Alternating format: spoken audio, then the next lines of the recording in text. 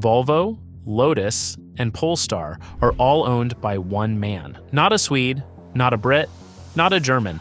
One Chinese billionaire you've almost certainly never heard of. And it doesn't stop there. He owns London's iconic black cabs. He owns half of the Smart brand. He owns nearly half of Malaysia's national car company.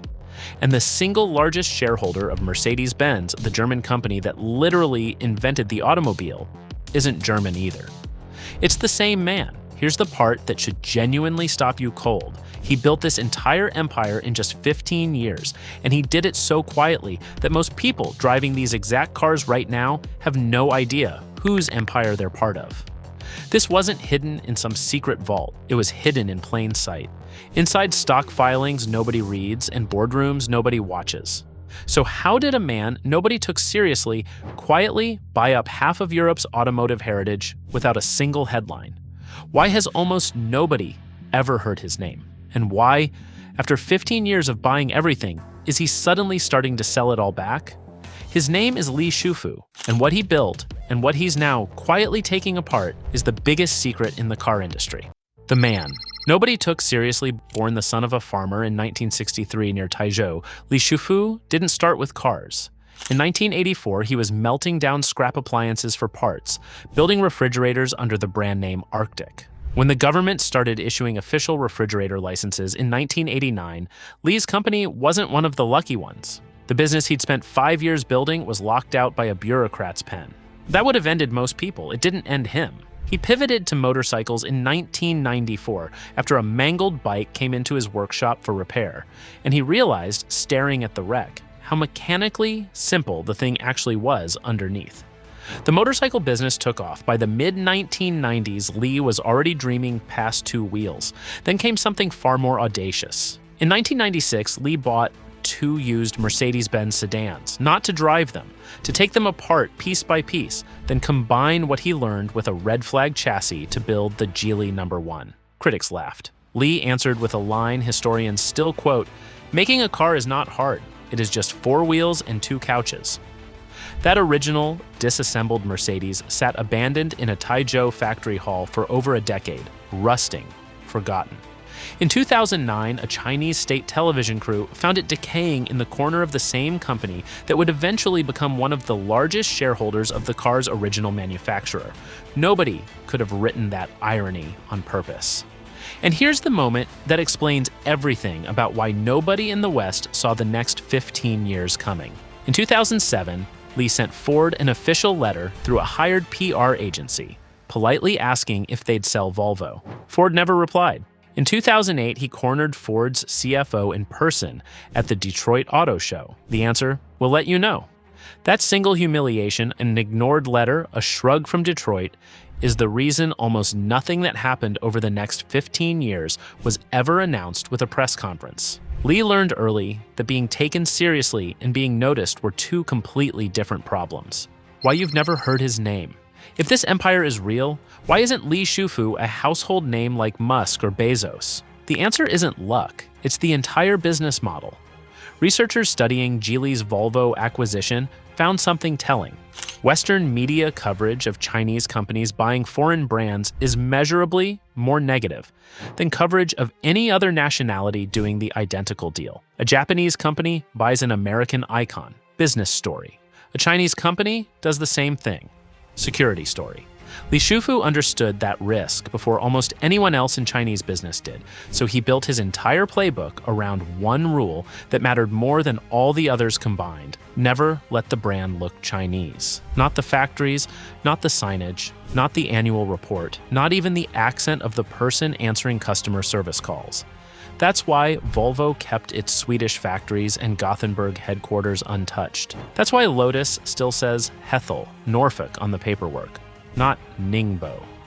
Analysts describe the actual corporate structure bluntly: a layered holding system, overlapping boards, centralized control sitting quietly behind local-sounding subsidiaries, engineered so an acquired brand's public identity never visibly has to change. Disclosures show Lotus and Zeekr depend heavily on Geely Holding for R&D, manufacturing, and suppliers.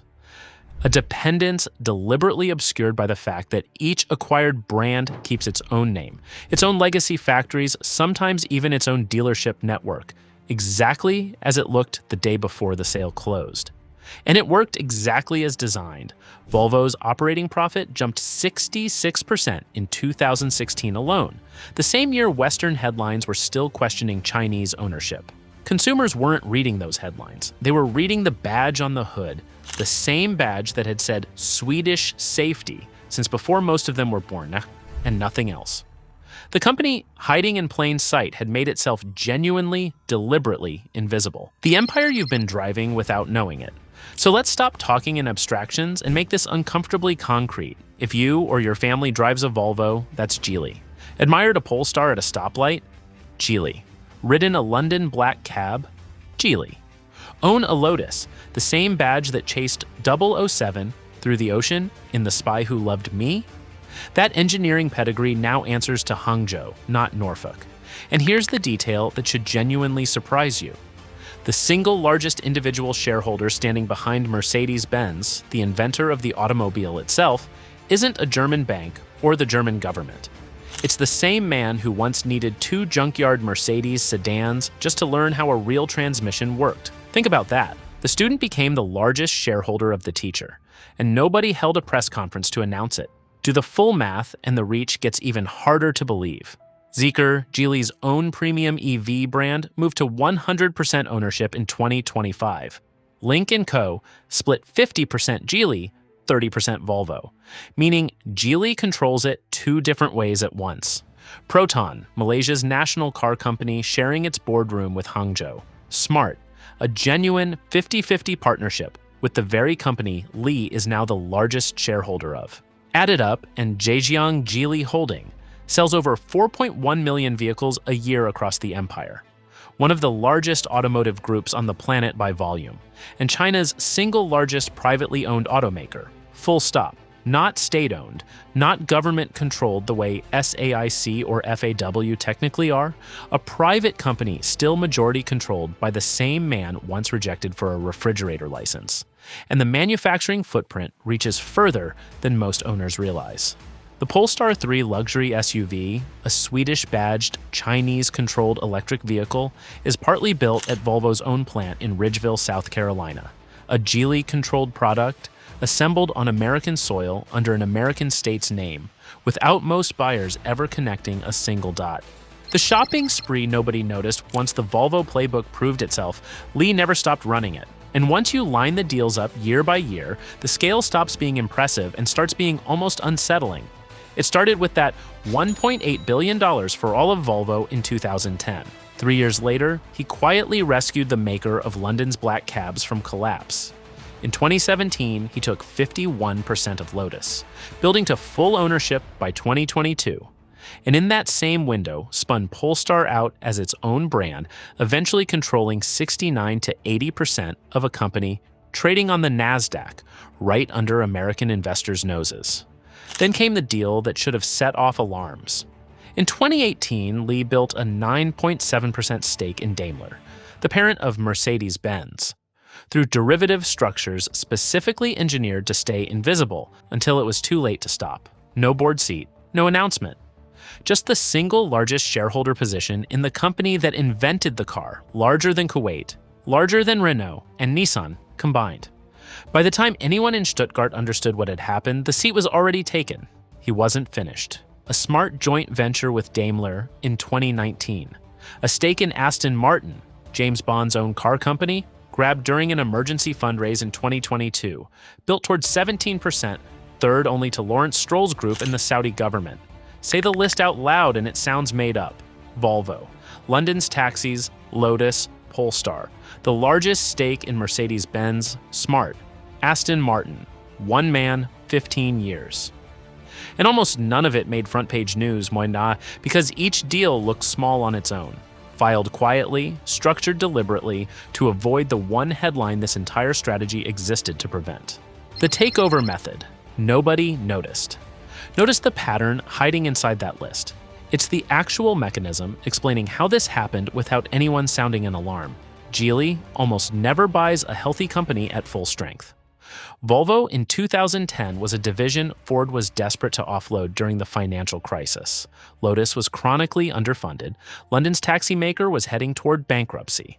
Aston Martin has needed rescue funding 8 separate times. See the pattern yet? The real playbook was never buy famous brands. It was buy famous brands at the exact moment they're too weak to say no, then fund them back to health using capital a struggling standalone company could never access alone. That reframes everything. This isn't a hostile takeover story. It's a rescue and control story repeated 9 times across 4 countries. And rescues rarely make headlines the way takeovers do, because the rescued company has every incentive to call it a partnership, never a purchase. Watch how it played out with Volvo specifically. Ford had already tried and failed to find a buyer willing to pay what it originally wanted. Sweden's own government showed no interest in a bailout. Geely arrived not as a conqueror, but as the only serious offer left on the table. $1.8 billion in cash, a promise to keep Swedish management, Swedish engineering, Swedish jobs. From Volvo's side, that wasn't a takeover. That was a rescue from a company nobody else was willing to save. The relief was real. The control changing hands was just as real. Both things were true at once, and only one of them made the headlines. BYD shouts. Geely whispers. You've probably already seen the viral documentary about BYD. The one with billions in direct state subsidies, government-backed factories. A founder mocked on live television by Elon Musk, before eventually supplying Tesla's own batteries. Between 2015 and 2020 alone, BYD collected roughly $4.3 billion in documented subsidies from Beijing. That's one Chinese automotive strategy. Loud, fast, openly subsidized, impossible to ignore even if you tried. Geely is the opposite playbook entirely, and the contrast is the whole point. BYD builds its own factories under its own name and dares the world to notice the flag. Geely buys factories that already have a century of Western trust built into them and never changes the sign out front. BYD's conquest shows up in market share charts anyone can Google.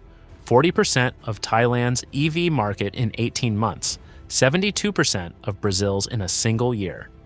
Geely's conquest shows up in stock filings nobody reads, buried 3 ownership layers deep inside a Hong Kong holding structure.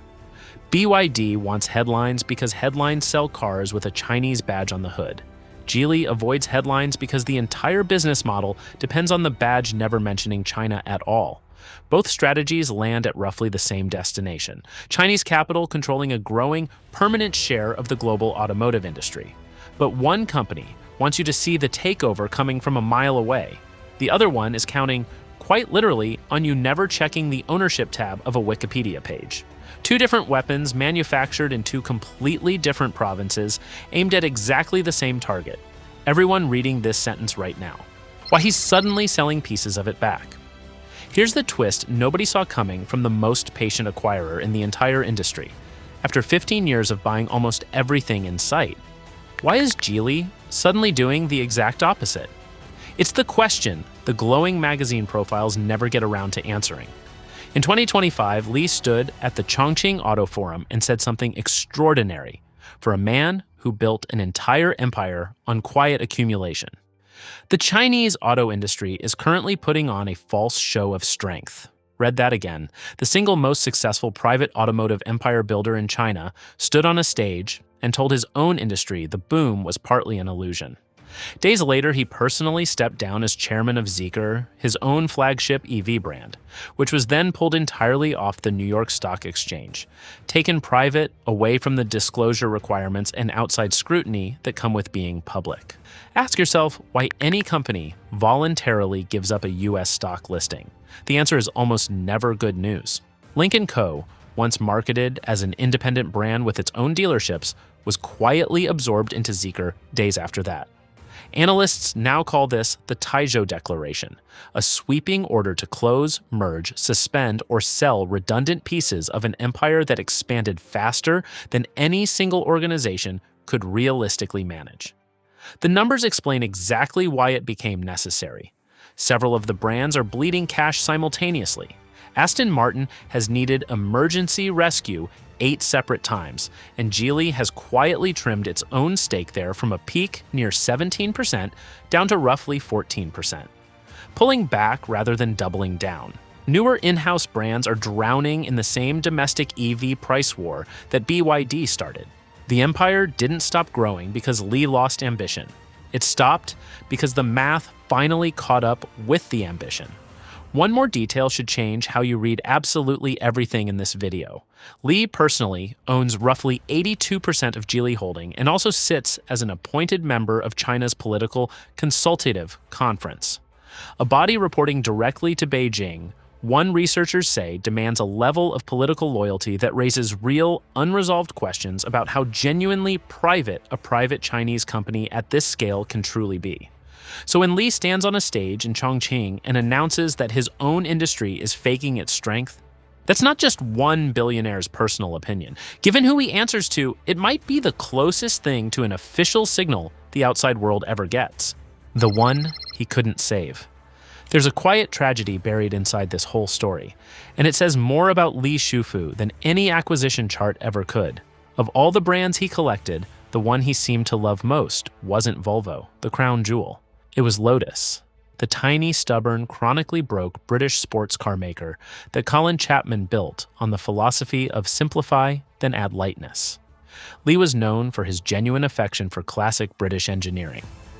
When he took full control of Lotus in 2022, the plan wasn't to strip it for parts. It was to resurrect it, to turn a niche maker of featherweight track cars into a global electric performance brand that could stand beside Porsche. It hasn't worked. Lotus bled £195 million in just the first half of 2025. Over 500 people lost their jobs at Hethel, the same Norfolk site where Chapman's engineers once rewrote the rules of Formula One. Lotus technology, floated on the NASDAQ to raise the Western money that was supposed to fund the revival, collapsed into a penny stock.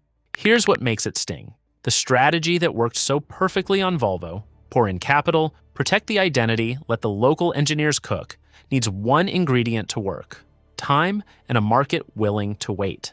Lotus got neither. The EV price war that BYD ignited at home made patience a luxury nobody in the industry could afford anymore. The empire's greatest strength, that infinite patience, ran straight into the one thing it couldn't buy. Sometimes the brand you love most is the one you can't save. What comes next? If a company can spend 15 years quietly assembling Volvo, Lotus, London's taxis, and a chunk of Mercedes-Benz, without most drivers ever realizing whose name is on the paperwork, and is now quietly reversing course while its own founder admits the industry is faking its strength, what does that tell you about everything else you've never checked? Volvo still feels Swedish, Lotus still feels British. That was never an accident. It was the entire strategy, built around one ignored letter in 2007. Listen to that sentence again. The badge stayed the same on purpose, so nobody would ever think to check who was behind it. Whether the retreat means Li finally overextended, or this is simply the most patient investor of his generation trimming the weak while protecting the strong, almost doesn't matter. Because this was never really about cars. It was never really about one refrigerator parts entrepreneur from a coastal city most Westerners couldn't find on a map. It's about how quietly control changes hands in a global economy, and how just as quietly it can start changing back. One stake, one boardroom reshuffle, one badge that looks exactly the same on the outside. While everyone argues about the name on the hood instead of who's signing the checks behind it, you already know the answer now for Volvo, for Lotus, for a piece of Mercedes-Benz, for the black cab you might hail on your next trip to London. The uncomfortable follow-up question is the one worth sitting with after this video ends. Which other industries have already gone through this exact same quiet transformation, waiting patiently for someone to finally connect the dots out loud? If you found out today that a car you personally trust is part of an empire you'd never even heard of until this video, drop the brand below in the comments. We genuinely read every single one. And if this is the kind of story you want more of, the kind that connects dots nobody else bothers connecting, subscribe. Because this is only one empire. There are others, and most of them haven't been found yet.